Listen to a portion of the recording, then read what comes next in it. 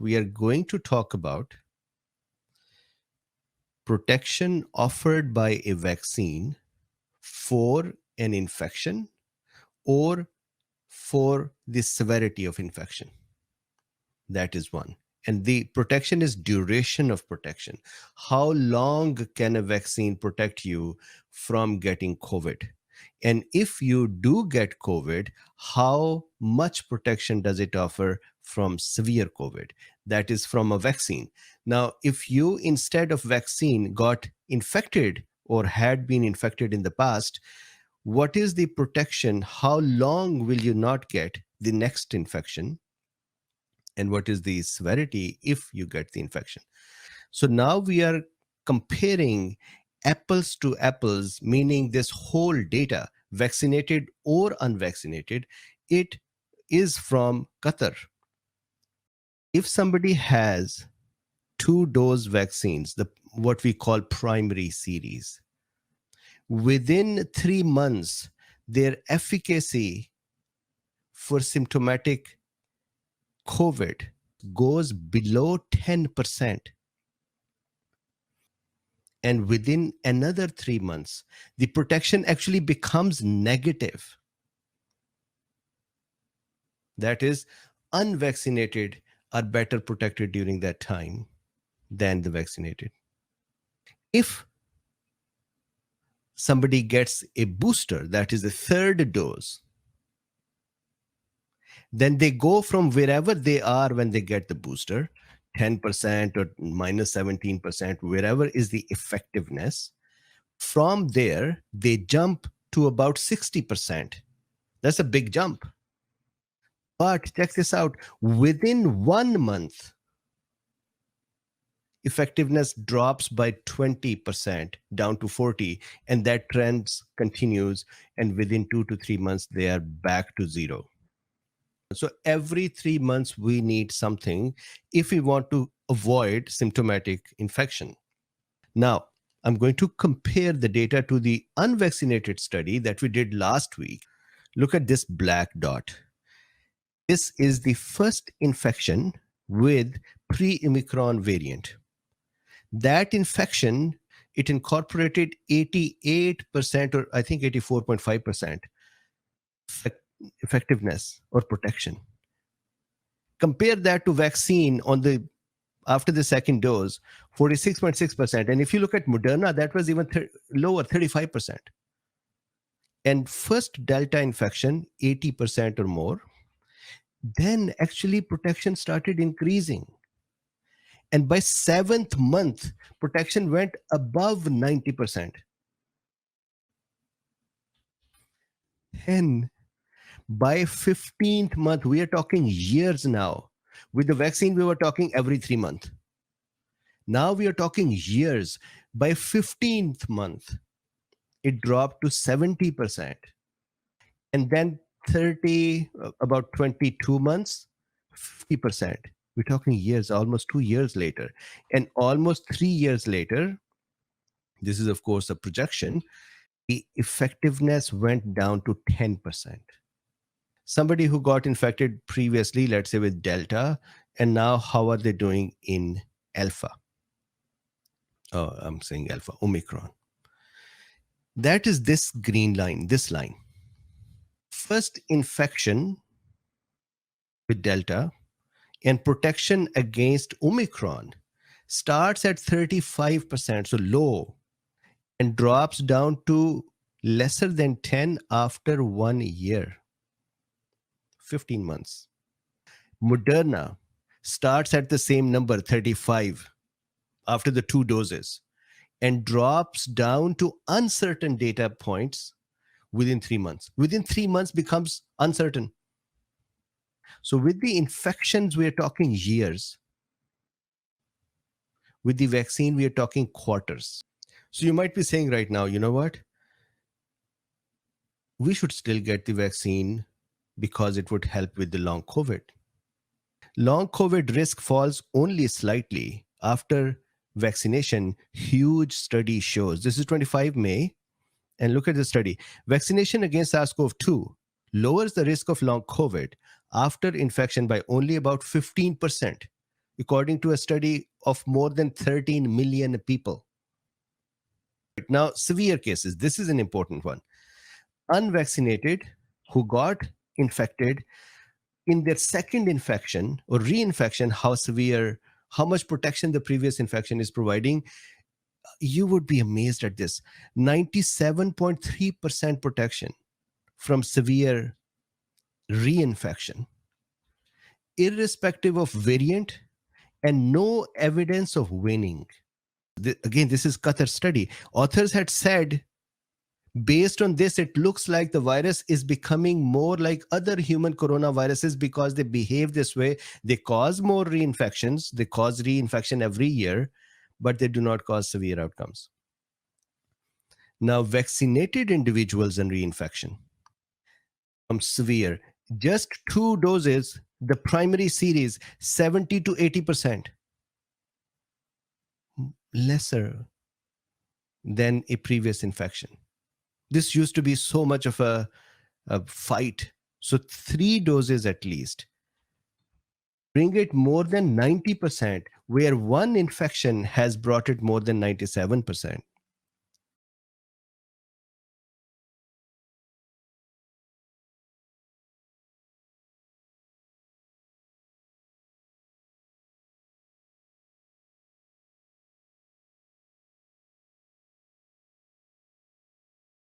So really, whether it works or not isn't the issue. The issue here is, can we have open and honest debate?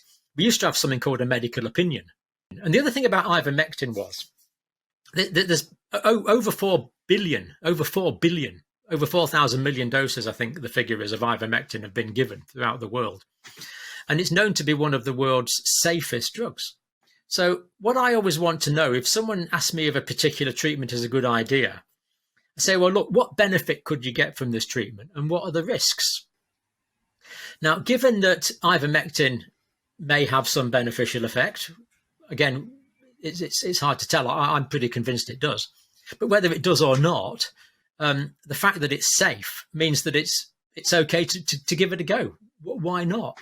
Why on earth would you not be allowed to mention, as you say, an award-winning drug that's been given billions of times and has an unbelievably good safety record? The fact that that was not allowed to be talked about, I can only describe that as sinister.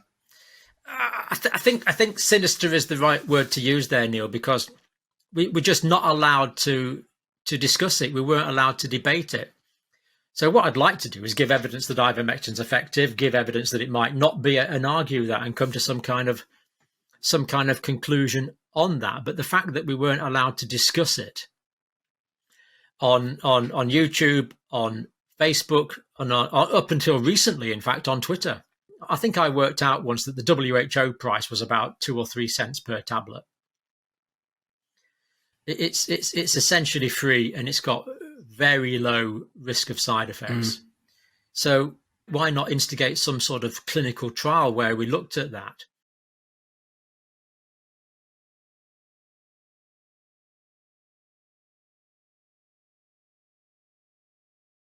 There was a study of people that died, often young people that died in Germany. It's, I guess, what we call spontaneous deaths. And in Germany, they did a post-mortem series on these. And they actually looked at the heart muscle, the myocardium. And they found focal areas of damage in the myocardium. And they're actually able to look at these areas of damage in detail.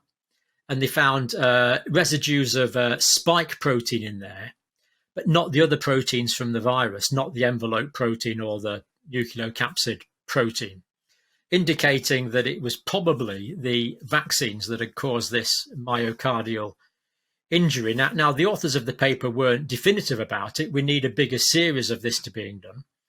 But as far as I know, that this work is not being replicated. So when something in science like this comes up, the whole point of publishing this is not to say that's a slam dunk, we now know. The whole point is that people around the world can say, really? That's interesting. I better see if I can reproduce these findings. I don't see why this would not occur with any mRNA vaccine, because the whole point of the mRNA vaccines is it's stimulating the body to produce an antigen.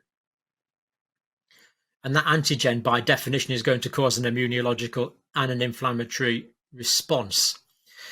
So to me, racing ahead with factories to build 250 million doses in the UK, 100 million doses in Canada, 100 million doses a year in Australia, before this vaccine has been thoroughly trialled, I just can't quite work out why they would want to do that. Why would they risk so much money for a vaccine technology which is essentially unproved? And there's good theoretical reasons, as we've just discussed, to suggest it could cause systemic inflammation.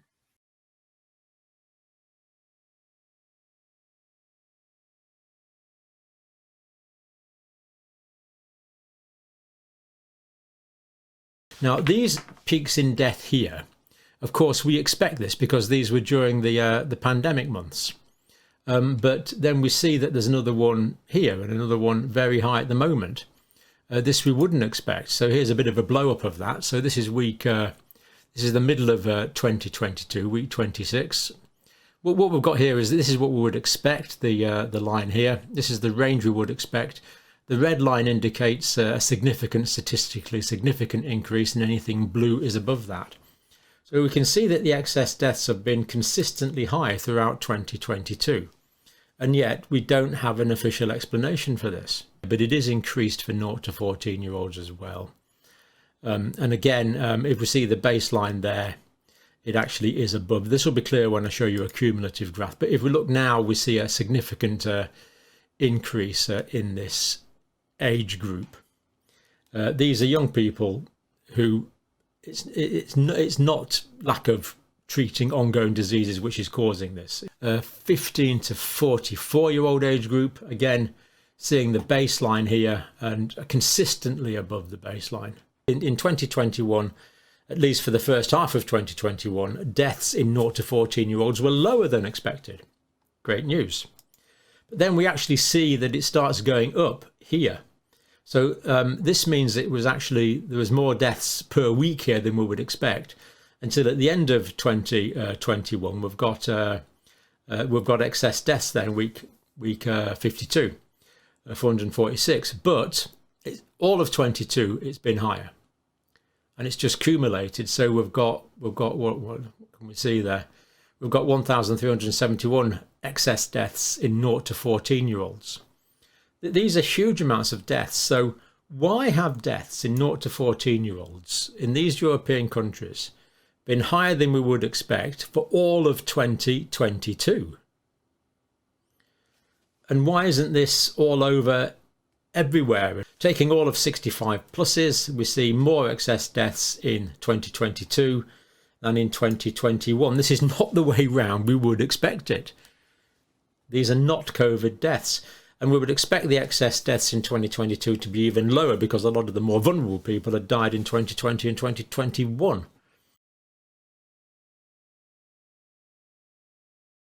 We did notice, for example, the excess deaths in the 20s to 44-year-olds was 7.8% higher than we would expect in 2022. This is, again, consistent with the European position, and is being ignored by our governments and mainstream media. And bear in mind that the excess deaths got higher as we went through 2022. So the Office for National Statistics data set deaths by vaccination status in England. Now these are downloadable as the data in spreadsheets. So is this bang up to date now as we would expect?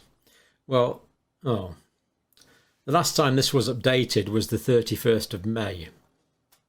So with no comparative data between the vaccinated and the unvaccinated in England after the 31st of May 2022.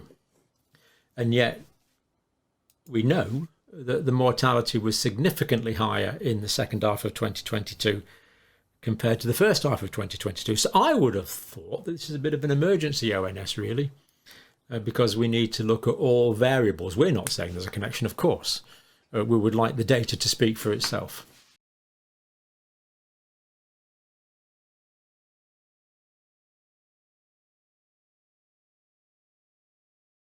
It turns out that there's this idea called the number needed to vaccinate. So it's a bit like the number needed to treat. And it turns out that you need to vaccinate 43,600 people between the ages of 50 to 59 to prevent one hospitalisation, and to prevent one serious hospitalisation in the 50 to 59 age group. To prevent one serious hospitalisation, someone needing oxygen or ventilation, you need to vaccinate over 250,000 people, 256,400. Now, this all comes from this official government publication here, as we say, came out yesterday, based on UK Health Security Agency presentation to the Joint Committee on Vaccination and Immunisation. And all the data's there. As always, you've got the link. You can download it for yourself and make sure I'm not making this up. Now, the background here is from this paper here. We looked at this paper here a few weeks ago, which is a reanalysis of the original phase 3 trials for the Pfizer and Moderna vaccine, on which their approval was based. And let's look at the risk-benefit analysis of this, published in the journal Vaccine, Serious Adverse Events of Special Interest Following mRNA Vaccinations. Full text available free, get it for yourself. Section 3.4 of this article, harm-benefit considerations in the Moderna trial. The excess risk of serious adverse events of serious interest was 15 per 10,000 doses. That works out at 1 in 662 vaccine doses. And that is over placebo baseline. Now, in the Pfizer trial, things were even worse. The excess risk of adverse events of special interest were 10.1 per 10,000. That works out at 1 in 990. Combined, that gives us 12.5 per 10,000 vaccinated, which is 1 in 800. And that actually works out at 1,250 serious adverse events for each million people vaccinated. Now, calculation of the number needed to vaccinate. This is table 3. Number needed to vaccinate to prevent hospitalisation for different vaccination schedules. Now, I'm just going to give you a couple of examples here. So, 20 to 29-year-olds, for the autumn booster, you would need to vaccinate 169,200 people aged 20 to 29 to prevent one hospitalisation.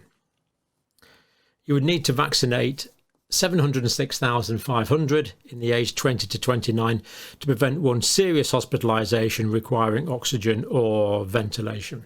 Now, in a high-risk group, in the same age, 20 to 29, the risk is you'd have to vaccinate 7,500 to prevent one hospitalisation, and you'd have to vaccinate 59,500 to prevent one serious hospitalisation. And remember, the risks of the adverse events are about 1 in 800. So we can clearly see that the risk of an adverse event is much greater than the risk of hospitalisation in this younger age group. We're aged 60 to 69 years of age for autumn boosters. To prevent one hospitalisation, you'd have to vaccinate 3,600 of us. You'd have to vaccinate 27,300 of us to prevent one serious hospitalisation. Over 70, you'd have to vaccinate 800 to prevent one hospitalisation, and you'd have to vaccinate 7,500 to prevent one serious hospitalisation. So even in this age group, the benefits of the autumn vaccine are minimal, if anything, over the risk of an adverse event of special interest based on the original Pfizer and Moderna phase 3 clinical trials. Other ways you can look at this here. These are table 1 is the rates per million of COVID-19 hospitalisations. And again, it gives people that have had no doses, 1 or 2 doses, or 3+ doses. So, for example, we see in the 70-year-old plus who've had no doses, 414 per million were admitted to hospital based on July 2022. That's Omicron era data. But we did notice that there's 1,250 serious adverse events per million vaccine recipients. So again, we can see a rather unfavourable risk-benefit analysis. Table 1, rates per million COVID-19 severe hospitalisations. And of course, as we would expect, there's many less hospitalisations there. So if we take the 70-year-old plus who've had no doses of vaccine, we see that 50.9 per million were hospitalised. If they've had 3 doses of vaccine, that's 32 per million were hospitalised, bearing in mind 1250 serious adverse events of interest for each million vaccine recipients.